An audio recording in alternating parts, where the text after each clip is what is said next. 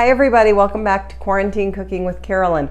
Today I'm going to show you a very classic Italian dish called chicken cacciatore. And this is a dish that I grew up with my mother and my grandmother making this dish. And it's an Italian hunter's stew is basically what it is. And I grew up with them doing it on the stove in a big skillet. But this recipe has been adapted for the crock pot for our faster paced lives. This is going to be fabulous. You know, in looking at what you guys are looking at recipe wise, you guys seem to be most interested in the crock pot recipes, which is fabulous, you know, and I think it's a fabulous tool to get a nice healthy meal on the table without a lot of fuss and bother. A lot of the recipes are just throw everything in, turn it on, and forget about it until dinner time. And that's great for us, right? So let's go ahead and get started with this.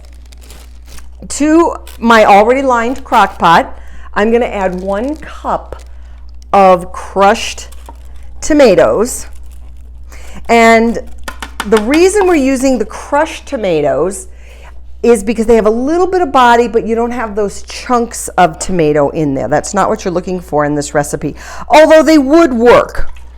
Then we're going to add about 1/4 cup of dry red wine. Yep, that's about right. To that. And 1 large clove of garlic minced, or 1 generous teaspoon.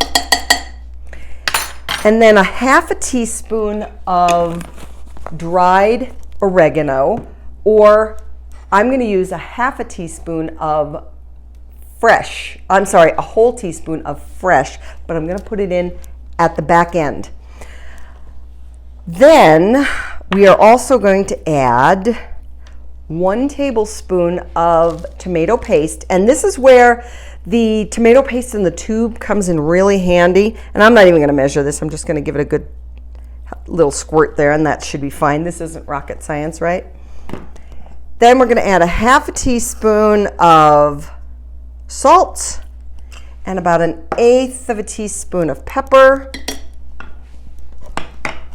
And we're just going to give that a little stir. Now this recipe makes enough for 2. It's actually a recipe designed for 2 people. But you could very easily double this. So I've given that a good stir, and to this I'm going to add 2 chicken breasts, bone in, or chicken thighs. The recipe actually calls for the thigh. Now the reason for using the thigh is because it will stay juicier in the slow cooker than the breast will. I happen to like the breast better, so that's why I'm using the breast. Now, something to keep in mind whenever you substitute the breast meat for the thigh in the slow cooker, you always want to check your food at the lower end of the time scale. So if your recipe says cook for, say, 4 to 6 hours on low, you want to check it at that 4-hour mark just to make sure that the chicken breast isn't drying out. Okay, so moving right along, we're going to add 1 onion diced, 1 small green onion sliced thin, and 1 cup of cremini mushrooms.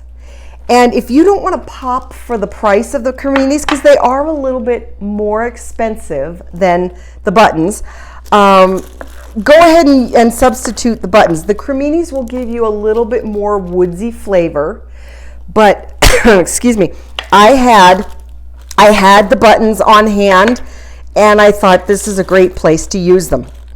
So I'm just going to put this on low for 2.5 to 3 hours, and then we'll come back and check it. And at that time, we're going to add some olives.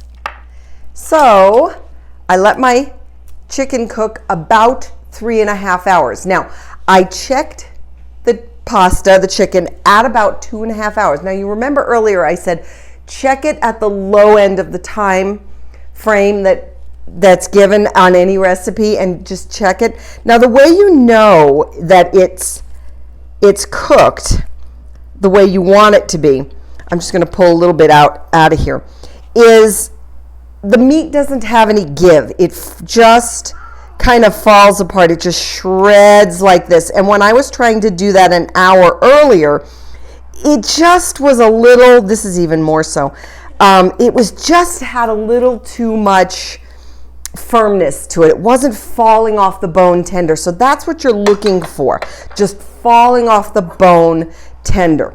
Now while that was coming to the end of its cooking, I made some pasta, because that is very traditional with this dish. And I'm just gonna pour this over the pasta.